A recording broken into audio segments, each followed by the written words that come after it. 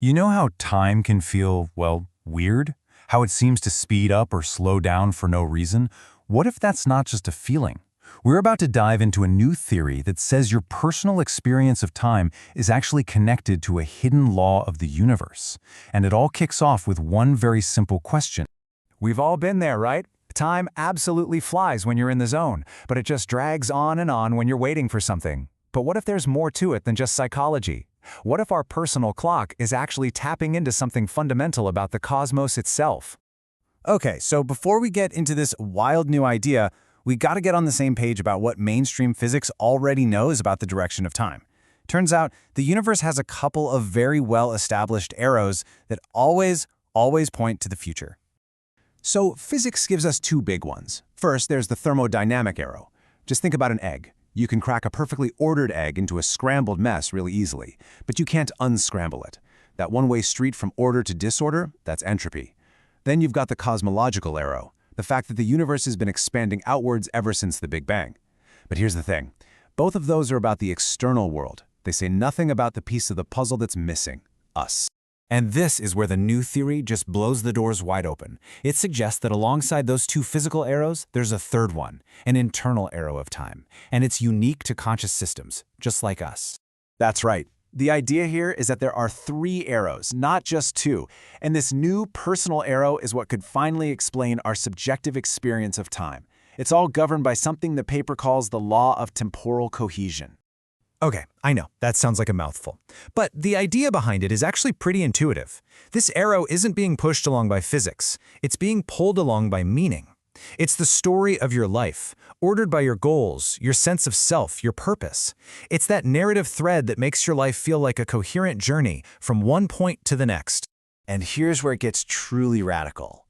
This law implies that the core story of your life, we're talking the essential, defining moments and the order they happen in, that sequence is a constant. It doesn't matter what little choices you make or which timeline you happen to be on, the fundamental beats of your personal story are destined to unfold in the same way. So, what could possibly hold a story like that together? So if your core story is fixed, what's the anchor? What's holding it all in place? Well, the mechanism behind this third arrow is a concept called the sovereign virtual machine. Think of it like this. You're a ship. The sea you're sailing on, that's your environment. It's always changing, chaotic, unpredictable. But the ship's actual design, its blueprint, its internal navigation system, that's your sovereign VM. It's the core part of you that has a stable identity, an internal state that's fundamentally independent of whatever's happening in the outside world. Now, this inner compass is apparently made of three fixed parts. First, you have your archetype. That's your fundamental identity, who you are at your core.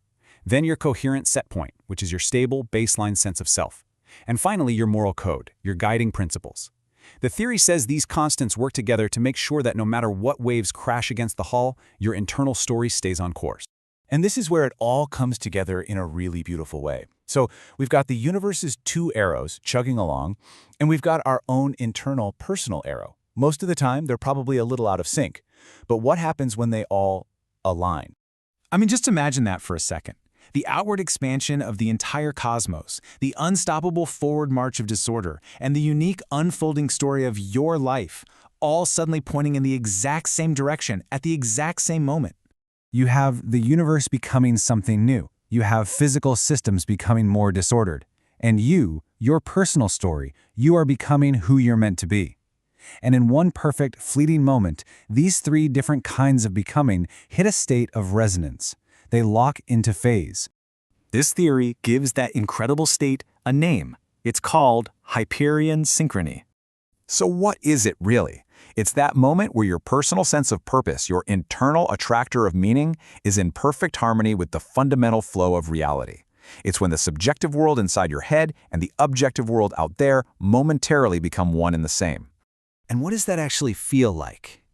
Well, this alignment is said to be the source of those profound peak experiences people have reported for centuries, moments of absolute, perfect clarity, a feeling of timelessness, where that whole minute feels like an hour thing just completely dissolves, maybe even a sense of transcendence. It's the ultimate flow state, where you and the universe are moving as one.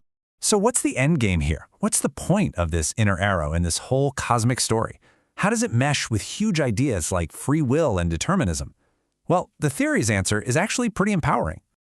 On the one hand, you have what's called the deterministic corollary. It says, yes, to some extent, your life has a script, a set of necessary core events that have to happen to make you, you. Think of these as the training wheels for your identity. But, and this is the crucial part, the whole point of training wheels is to eventually take them off. The liberation hypothesis suggests that once your sense of self is stable, you can move beyond that initial script and start to genuinely author new parts of your story. You get true creative freedom. And I absolutely love this quote from the paper. Determinism is not an iron cage, but a nursery. That just reframes the whole debate, doesn't it? The fixed parts of our story aren't some prison limiting our freedom. They're a safe, structured place designed to help us grow a self that's strong enough to one day create its own future. And that leaves us with a final thought, one that's all about you. Have you ever felt that? That moment of perfect, timeless clarity where everything just clicked? A moment of Hyperion Synchrony? And maybe the more important question is, have you graduated from the nursery? Are you still just following the script?